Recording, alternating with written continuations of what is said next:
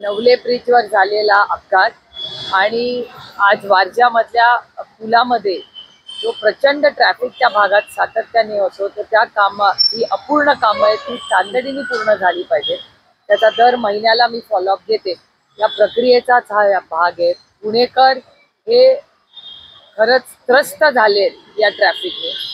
मेट्रोचा एवढा मोठा उपक्रम घेतला, पण ट्रॅफिक मॅनेजमेंट जे करणं गरजेचं आहे ते अजून होताना दिसत नाही आहे. त्यामुळे पाण्याचे प्रश्न असतील, कचऱ्याचे प्रश्न असतील आणि प्रचंड ट्रॅफिक ह्याच्यात पुणेकर खरं हैराण झालेले आहेत आणि त्याच्यात अनेक सोल्युशन मार्ग आम्ही सुचवलेली आहेत, पण त्याची यशस्वी अंमलबजावणी होत नाही हे दुर्दैव आहे. काही जिल्ह्यात राष्ट्रवादी नगर परिषदेच्या निवडणुका आहेत. एकीकडे तुमचे सहकारी असलेले प्रदीप गारेडकर हे अजित पवारांकडे सुद्धा नाराज नसल्याने बंडखोरी केली. कसं बघता या सगळ्याकडं पक्ष अंतर्गत परत तुम्ही त्यांच्याशी काही संपर्क? एकतर गारटकरांचे आणि माझे कौटुंबिक संबंध अनेक दशकाचे. जरी त्यांनी आमच्यात काही राजकीय मतभेद झाले असतील तरी गारट कुटुंबात आणि आमच्या सगळ्यांच्यात मनभेद कधीच नव्हते. कालही नव्हते, आजही नाहीत आणि उद्याही होणार नाही. कारण का शेवटी ही प्रेमाची नाती असतात. अनेक वर्ष आम्ही एकत्र काम केलेलं आहे. त्यांनी काय राजकीय त्यांचे निर्णय घेतले. आता ते दुर्दैव आहे की आजही त्यांच्यात जे काही त्यांचं भाषण मी ऐकलं, पण शेवटी कुठल्या पक्षात काय चाललंय हा त्या पक्षाचा अंतर्गत प्रश्न असेल. आज म्हणजे अशा बातम्या येत आहेत इंदापूरमधून ते काही नगर परिषद लढणार आहे. अर्थातच त्यांना माझ्या नेहमी शुभेच्छाच असतील, पण काय कारण झालं किंवा काय झालं याची मला फारशी माहिती नाही. माननीय हर्षवर्धन भाऊ, आमचे संघटनेतले सहकारी, या सगळ्यांची चर्चा करूनच आम्ही जो काय म्हणजे माझे सहकारी महारुद्र पाटील असतील, शिंदेजी असतील, आमचे तालुक्याचे अध्यक्ष असतील, इंदापूरच्या सगळ्या नेत्यांची चर्चा करूनच आम्ही निर्णय घेऊ. त्याच्यामध्ये या प्रचारामध्ये राष्ट्रवादी काँग्रेस हे बघा, हे इलेक्शन हे सगळ्या आमच्या सहकार्यांचं, पदाधिकाऱ्यांचं आणि कार्यकर्त्यांचं असतं. जिथे कोणी इच्छुक असेल तिथे आम्ही पूर्ण ताकदीने आमच्या कार्यांच्यासाठी जाऊ. बारामतीमध्ये असणार आहे म्हणजे राष्ट्रवादी नाही, जिथे जिथे इच्छुक असतील तिथे आम्ही असणार. राज्यात अनेक ठिकाणी असे बोललं जाते की दोन्ही राष्ट्रवादी एकत्र लढणार, मात्र असं काही ठिकाणी आमने सामने होणार आहे का? मला असं वाटतं आज खरं तर रात्रीपर्यंत सगळं स्पष्ट चित्र होईल. कारण अनेक ठिकाणी आघाड्या झाल्या आहेत, युती झाली आहे. अनेक लोक म्हणजे स्थानिक राजकारण किंवा तिथले प्रश्न वेगळे असतात, त्याच्यामुळे वेगळ्या आघाड्या आणि युती तुम्हाला दिसू शकते असं साधारणपणे महाराष्ट्राचं चित्र दिसतंय. मला तर आज संध्याकाळपर्यंत स्पष्ट होईल. साहेबांची बोलणं झालेलं आहे. बारामतीचे नगराध्यक्ष पदाचे उमेदवार युगेंद्र पवार असणार अशी चर्चा आहे. आता चर्चाला काय म्हणजे चर्चाला तर मोकळी आहेच, प्रत्येकाने काय वाटावं, पण युगेंद्र पवार इलेक्शन लढणार नाही. स्थानिक कार्यकर्त्यांची निवडणूक पण तुमचं आणि अजितदादांचं या संदर्भात काही बोलणं झालं नाही. माझं अजितदादांची या कुठल्याच बाबतीत चर्चा झालेली नाही.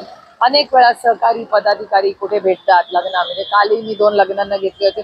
खूप लोक भेटले, गप्पा झाल्या आणि अर्थातच काही ठिकाणी चर्चाही राजकीय झाली. अर्थातच 2 राजकारणी भेटल्यावर काहीतरी होतच नाही, पण असं काही स्पेसिफिक कुणाची चर्चा किंवा आम्ही आदरणीय पवार साहेबांचं स्टेटमेंट तुमच्याच चॅनलवर तुम्ही सगळ्यांनी दाखवलेलं आहे. त्यांनी सगळ्यांनाच सांगितलं की त्यांना जे योग्य त्यांच्या भागात वाटेल त्या पद्धतीने विकासासाठी कार्यकर्त्यांनी निर्णय घ्यावे. पवार साहेब परवा बारामतीमध्ये म्हटले की निवडणुकीच्या आधी खात्यावरती पैसे देणं ठीक आहे, तर निवडणूक आयोगाने याबद्दल किंवा ह्याच्यात बिहारमध्ये 3-4 कॉम्बिनेशन्स आहेत. खरं एक तर कदाचित हाही एक विषय असू शकतो जो तुम्ही म्हणला तो, पण त्याचबरोबर जे अलायन्सेस केले म्हणजे तुम्ही बघितलं तर लालूजींची मतं कमी झालेली नाही, भारतीय जनता पक्षाची मतं वाढलेली नाही.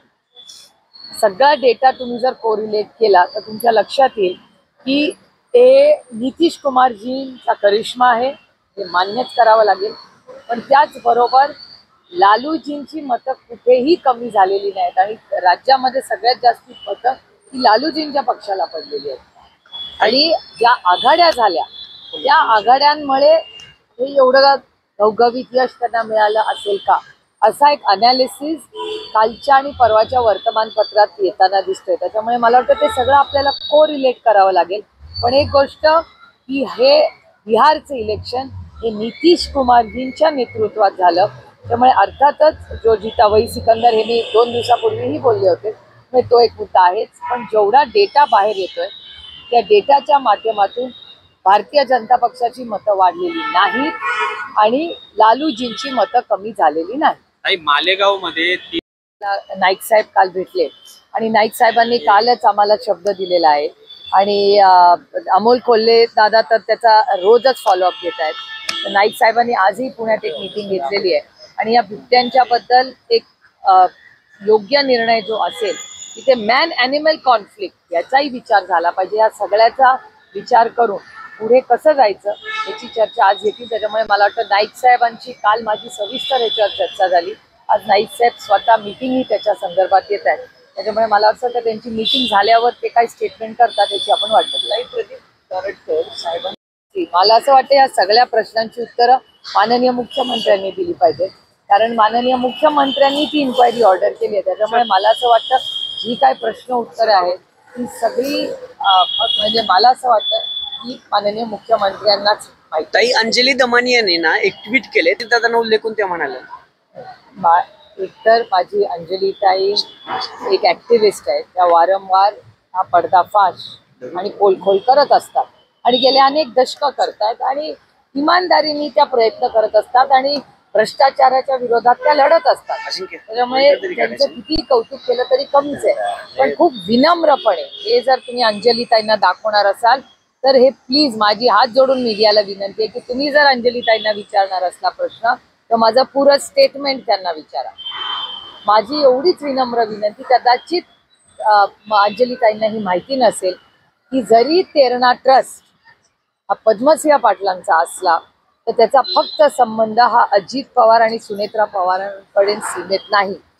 तेरणा ट्रस्ट पद्मसिंह पाटलांचे सुपुत्र राणा जगजीत सिंग, तुम्हाला आठवत असेल घाबरले ना ताई, तेरणाच बोलत होता तुम्ही, अजितदादा आणि सुनेत्रा पवारांचा संबंध आहे. मला विनम्रपणे सॉरी अबाउट दिस मोमेंट, मला एवढंच विनम्रपणे सांगायचं अंजलीताईंना की तेरणा ट्रस्ट हा जरूर पद्मसिंह पाटील साहेबांचाच आहे.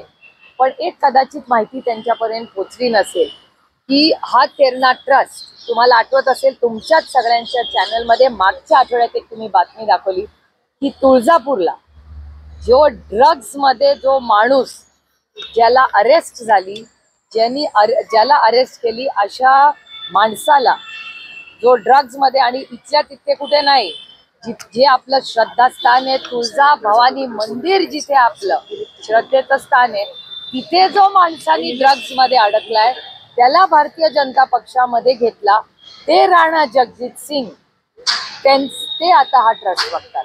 म्हणजे हा प्रश्न फक्त अजित पवार सुनेत्रा पवारांपर्यंत सीमित नाही, तर राणा जगजीत सिंग हे भारतीय जनता पक्षाचे आमदार आहेत. आणि जो ड्रग्स मी मागच्याच आठवड्यात माननीय मुख्यमंत्र्यांना विनम्रपणे विनंती केली होती की माननीय देवेंद्रजी, आपण ड्रग्समध्ये जर देवेंद्रजी पूर्ण ताकदीने ड्रग्स मुक्त महाराष्ट्र करणार असतील तर आम्ही आमचे सगळे मतभेद सोडून देवेंद्रजींच्या मागे खंबीरपणे आम्ही उभं राहू. कारण का ड्रग्स हा विषय राजकीय नाही, हा सामाजिक आहे आणि पुढच्या पिढीसाठी हे हानिकारक आहे. त्याच्यामुळे ड्रग्सच्या बाबतीत हे मी पहिल्यांदा नाही वारंवार बोललेले की देवेंद्रजींनी पुढाकार घ्यावा, आम्ही ताकदीने त्यांच्याबरोबर उभं राहू.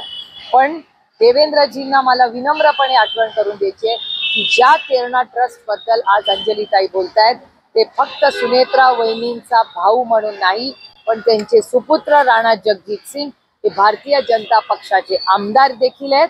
आणि त्याचबरोबर मागच्या आठवड्यामध्ये तुळजापूरला ड्रग्समध्ये अडकलेल्या माणसाचा प्रवेश ह्याच राणा जगजीत सिंगांनी घेतलेला आहे. हे तुमच्या सगळ्यांच्या चॅनलवर आलेली आणि वर्तमानपत्रातली माहिती आहे. हे माझ्या मनातलं काही नाही, मी फक्त क्रोनॉलॉजी तुम्हाला सांगते. मोहोळ तालुक्यातलं त्याऐवजी तुम्ही सत्ताधाऱ्यांना विचारलं पाहिजे. सत्तेमध्ये असलेल्या लोकांनी, राज्याचे गृहमंत्री अनेक वेळा पुण्यात येतात. माझी विनम्र विनंती आहे तुम्हाला की देवेंद्रजी दर आठवड्याला पुण्यात येतात, त्यांना हे प्रश्न तुम्ही विचारले पाहिजेत, कारण का हे चिंताजनक आहे. आणि एका सशक्त लोकशाहीसाठी हानिकारक आहे.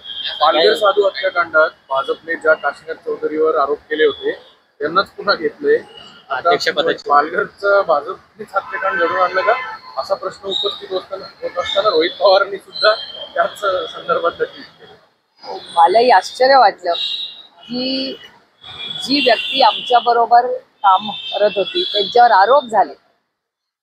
एवढे आरोप महाविकास आघाडीच्या काळात भारतीय जनता पक्षानेच काशीनाथ भाऊंवर केले आणि तीच भारतीय जनता पक्ष आज त्यांचा प्रवेश घेते. म्हणजे भारतीय जनता पक्षाला याचं उत्तर द्यावं लागेल आणि मी उत्सुक आहे या उत्तरासाठी. कारण भारतीय जनता पक्ष हा एक सुसंस्कृत पक्ष होता. जुने त्यांचे सगळे जे सिनियर लोक आहेत, मग अटलजींपासून प्रमोद महाजन साहेबांपर्यंत असेल, अरुण जेटली, सुषमा स्वराजजींपर्यंत असेल, अशा गोष्टी कधीही भारतीय जनता पक्षात झालेल्या नाही. पण आता मला आश्चर्य वाटतंय की महाविकास आघाडीच्या काळात मग काशीनाथ भाऊंवर जे आरोप केले ते खोटे होते का, हे मान्य करतं का भारतीय जनता पक्ष? याचं उत्तर भारतीय जनता पक्षाला द्यावं लागेल. सरन्यायाधीश जे आहेत असं म्हणाले की नॉन क्रिमिनलच्या ज्या मर्यादा आहेत त्यामध्ये सुद्धा IAS ऑफिसर आणि शेतकऱ्याचे मुळे याच्यामध्ये अंतर ठेवलं पाहिजे. आरक्षण त्यांनी घेतलं नाही पाहिजे. त्यासाठी कायदा साहेबांचंही मी स्टेटमेंट वाचले नाही, मागेही एकदा आलं होतं. त्याच्यामुळे त्यांचं पूर्ण भाषण ऐकूया, कारण का खूप मोठ्या पदावर देशात ते आज आहेत. त्यामुळे चीफ जस्टिस साहेबांच्या बद्दल बोलणं हे माझ्यासारख्या लहान व्यक्तीला योग्य नाही. पण त्यांचं स्टेटमेंट पूर्ण भाषण ऐकून वाचून मी जरूर माझं जे काय वैयक्तिक किंवा पक्षाची काय लाईन आहे तुम्हाला जरूर सांगेन. राधाकृष्ण विखे पाटलांनी शरद पवारांवर स्थळावर जाणार आहे 12 वर्षानंतर राज ठाकरे तिथं जाणार. नाही, खरं तर बाळासाहेबांचे आणि आमचे 6 दशकाचे प्रेमाचे विश्वासाचे कौटुंबिक संबंध राहिलेले आहेत आणि ते दोन्ही बाजूनी जपले गेले. आमच्यात संघर्ष झाला, राजकीय मतभेद झाले, पण मनभेद कधीच या दोन्ही कुटुंबात, ना पवार कुटुंबाकडून किंवा ठाकरे कुटुंबाकडून. आमचे कौटुंबिक संबंध हे कालही होते, आजही आणि उद्याही राहतील. राजकारणात गोष्टी होतात, पण दोन्ही नेत्यांनी म्हणजे बाळासाहेब आणि आदरणीय पवार साहेबांनी त्यांची मैत्रीमध्ये ती कटुता कधी येऊ दिली नाही. त्याच्यामुळे बाळासाहेबांबद्दल आमच्या सगळ्यांच्या मनात नेहमीच प्रेम आणि आदर तर असेलच, पण एक कौटुंबिक ज्या आठवणी आहेत, ज्या गोड आठवणी आहेत, त्या नेहमीच आयुष्यभर आमच्या मनात जुन्नरचा विषय आहे बिबट्यांचा.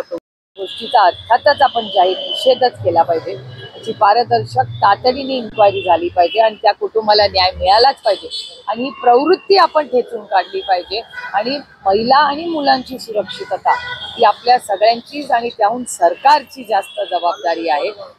आपण बघताय महाराष्ट्रामध्ये आणि त्यातून पुणे जिल्ह्यामध्ये प्रचंड वाढ होताना आपल्याला त्या क्राईममध्ये दिसते आणि हा माझा डेटा नाही, भारत सरकारचा डेटा सांगतोय. त्याच्यामुळे हा विषय अतिशय चिंताजनक आहे. पुण्यातला जो जमीन व्यवहार आहे त्या जमीन व्यवहार प्रकरणी आज राजेंद्र मोठे समितीचा अहवाल नाही, मला तर काय माहिती नाही बाबा.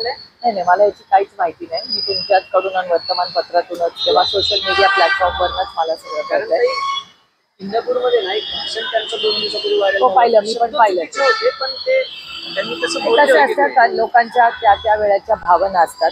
राष्ट्रवादी काँग्रेस पक्ष एक असतानाही आणि त्यानंतरही प्रदीपदादा गारटकरांचं खूप मोठं योगदान राहिलेलं आहे. अतिशय समंजसपणे ते निष्ठेने पक्षामध्ये त्यांनी अनेक वर्ष काम केलं आहे, राज्याची जिल्ह्याची सेवा केलेली आहे. त्याच्यामुळे अर्थातच ते दुखावले गेले असतील. तर त्यांच्या मनात किंवा काही झालंही असेल, मला फार त्याची माहिती नाही, पण हा त्यांच्या पक्षाचा अंतर्गत प्रश्न. एकनाथ खडसेंचं मुक्ताईनगरमध्ये नाही, आम्हाला काय मुक्ताईनगरमध्ये मोठं वजन आहे. खरं तर त्यांचे स्वतःचं एक मोठं हे आहे आणि अशा वेळेस देखील राष्ट्रवादी सक्षम नाही किंवा राष्ट्रवादी सांगत नाही असं म्हणणं योग्य वाटतं. नाही, मला खरं तर तुमच्याचकडून हे स्टेटमेंट ऐकते. आम्हाला काही कोणाचे फोन आलेले नाही आणि ज्या ज्या ठिकाणी शक्य असेल तिथे आघाड्या करा असं आदरणीय पवार साहेबांचं स्टेटमेंट तुमच्याच चॅनलवर तुम्ही सगळ्यांनी दाखवलेलं आहे. त्याच्यामुळे तिथली स्थानिक काय परिस्थिती आहे मला वाटतं त्यांना फोन करूनच मला विचारायला लागेल. मी रोहिणीताईंना ही बाईट झाल्यावर लगेचच फोन करणार.